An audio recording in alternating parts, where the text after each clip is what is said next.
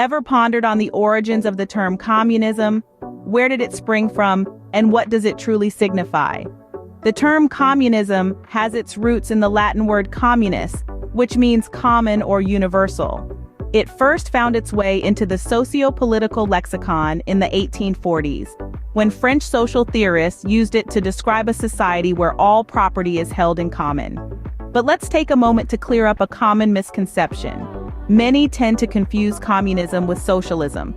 Yes, both ideologies advocate for the public ownership of the means of production. However, they differ on key points. Communism envisions a classless society with no private ownership, whereas socialism allows for individual autonomy and private property within certain limits. The method of resource allocation also varies between the two.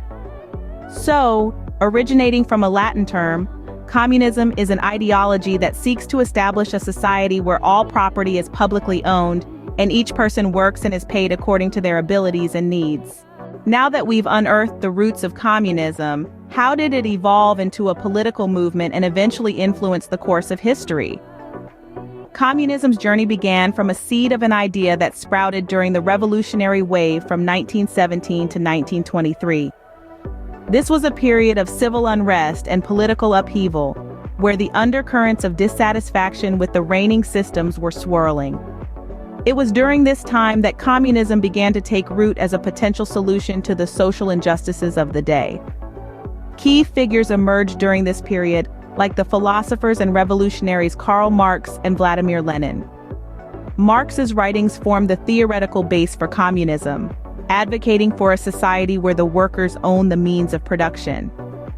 Lenin, on the other hand, adapted Marx's theories to suit the unique conditions in Russia, leading to the establishment of the first communist state. Speaking of communist states, the 20th century saw a number of them come into existence, most notably the Soviet Union. Under the leadership of Joseph Stalin, the Soviet Union became a superpower, embodying the ideals of communism on a grand scale. But communism wasn't just a regional phenomenon. It also played a pivotal role on the international stage, particularly during the Cold War. This was a time of intense ideological battle between the capitalist West and the communist East, with the world caught in the crossfire. The Cold War framed much of the political and social discourse of the time, shaping world history in ways that still resonate today. But as with all things, change was inevitable. The late 20th century marked a turning point for communism with the dissolution of the Soviet Union in 1991. This event signified the end of the most influential communist state, marking a symbolic end to the communist era.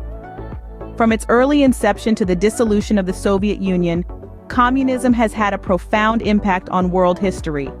Its rise and fall, its champions and detractors, and its legacy continue to shape our understanding of politics, economics, and society. Communism is not a monolithic concept, but a spectrum of theories and practices. What are some of these theories? Let's delve into them. To start, we have Marxist communism. Named after its creator, Karl Marx, this theory argues for the complete overthrow of capitalism by the workers, the proletariat. Marx believed that capitalism, a system that creates a significant divide between the rich and the poor, is inherently flawed and unsustainable. In his viewpoint, the workers, who are the majority, should rise, seize the means of production, and replace capitalism with a system where wealth and resources are distributed based on one's needs, not greed. Next, we have Leninist communism, a theory developed by Vladimir Lenin. Unlike Marx, Lenin believed that the proletariat revolution needs guidance and leadership. In his view, this leadership should come from a vanguard party, a group of professional revolutionaries who understand Marx's theories and can guide the masses towards a communist society.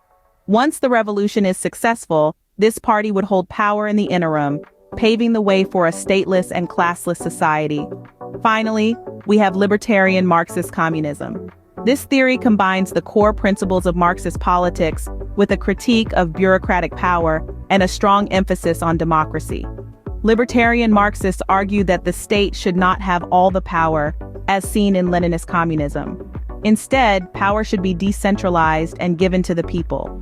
They believe in a society where individuals have the freedom to govern themselves and make decisions that directly affect their lives.